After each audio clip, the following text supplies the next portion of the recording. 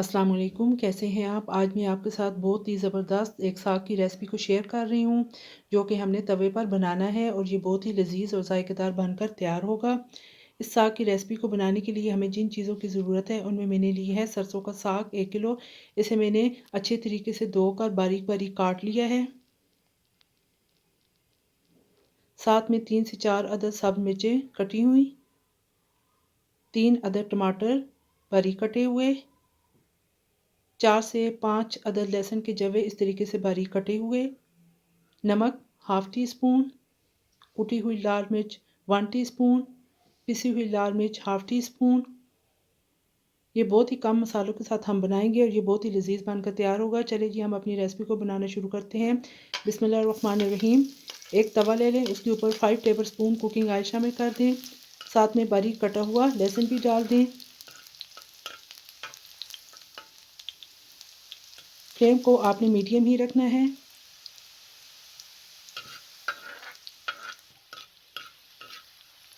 जैसे ही लहसुन का कलर चेंज हो जाए, लाइट सा ब्राउन हो जाए, तो फिर इसके अंदर सब्ज़ मिर्चों को शामिल कर दें।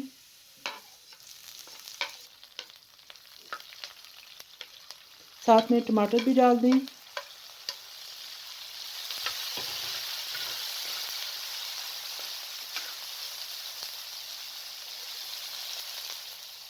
और नमक मिर्च भी शामिल कर दें।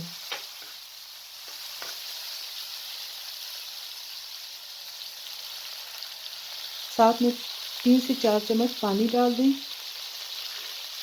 तमाम चीज़ों को अच्छे तरीके से मिक्स करके जो साग हमने बारीक काट के रखा हुआ था इसे धोकर इस तरीके से ऊपर से डाल दें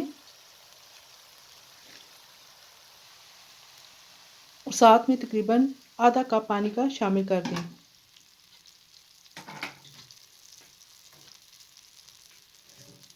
अब इसे ऊपर से कवर कर दें तकरीबन 8 से 10 मिनट के लिए। ये देखिए जी 8 से 10 मिनट गुजर चुके हैं, पानी बिल्कुल खुश्क हो गया है। अब साग को अच्छे तरीके से आप भून लें।